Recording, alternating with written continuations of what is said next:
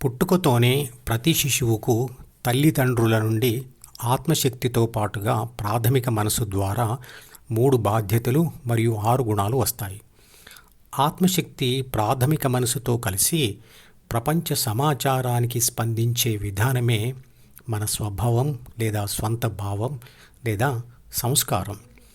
అలా తల్లిదండ్రుల నుండి వచ్చిన స్వభావంను శిశువు ఇంట్లో మరియు తన చుట్టూ ఉన్న బాహ్య ప్రపంచంలో ప్రదర్శించినప్పుడు అనుభవాలు పొందుతుంది.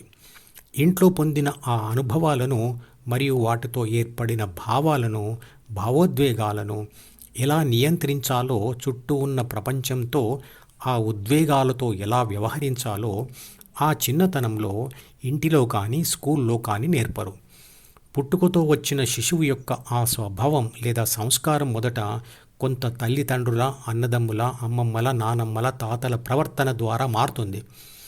వారు కూడా తప్పు జరిగితే శిక్షిస్తారు తప్ప పుట్టుకతో వచ్చిన గుణాలను ఎలా మార్చుకోవాలో చెప్పలేరు. ఎందుకంటే వారికి కూడా ఆ పద్ధతి తెలిసి ఉండదు కాబట్టి.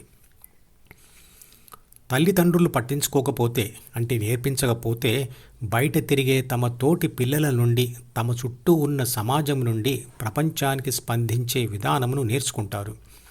చుట్టూ ఉన్న పిల్లలు కూడా తమలాగే ఏమీ తెలియని లేదా తప్పుగా నేర్చుకున్న స్వభావాన్ని కలిగి ఉంటారు. కాబట్టి పిల్లలను వాళ్ళ దారిన వారిని విడిచిపెడితే తప్పుడు స్వభావం నేర్చుకునే అవకాశం ఉంది. పిల్లలు స్కూల్లో చేసిన తప్పులకు పొందిన శిక్షల ద్వారా వారికి కొన్ని సామాజిక నియమాలు తెలుస్తాయి, కానీ 6 గుణాలు సంస్కరించబడవు. ఆ తప్పుడు స్వభావం చదివే చదువును కూడా సరిగ్గా సాగనివ్వదు. చెడు అలవాట్లను ప్రోత్సహిస్తుంది. నేర స్వభావం లేదా సమాజ వ్యతిరేక స్వభావం రావచ్చు. పిల్లలు చదువు మాత్రమే నేర్చుకొని సంస్కారం నేర్చుకోకపోతే ఇంటర్వ్యూలో ఫెయిల్ అయ్యి ఉద్యోగాలు రాకపోవచ్చు. ఉద్యోగాలు వచ్చినా ట్రైనింగ్ పీరియడ్లో ఉద్యోగి స్వభావం నచ్చకపోతే యాజమాన్యం తీసివేయవచ్చు. కష్టపడి ఉద్యోగం నిలుపుకున్నా ఉన్నత స్థానం పొందలేరు. సమాజంలో చెడ్డవారిగానే గుర్తించబడతారు. అందుకే స్వభావం లేదా సంస్కారం చాలా ముఖ్యమైనది. పిల్లల మీద ప్రేమ ఉంటే సరిపోదు. వాళ్ళ మంచి భవిష్యత్తు కోసం చదువుతో పాటు సంస్కారం కూడా నేర్పించాలి. ప్రాపంచిక చదువులలో బాహ్య ప్రపంచం గురించి మాత్రమే తెలుస్తుంది.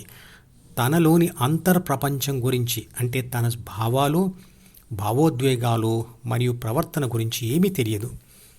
అందుకే ఉన్నత సంస్కారం నేర్పించడానికి, అంటే అంతర్ ప్రపంచం గురించి నేర్పడానికి భగవద్గీత చెప్పిన ధ్యాన విద్యను స్కూల్ దశలోనే పరిచయం చేయాలి అని మన ప్రధానమంత్రి నరేంద్ర మోడీ గారు అన్నారు.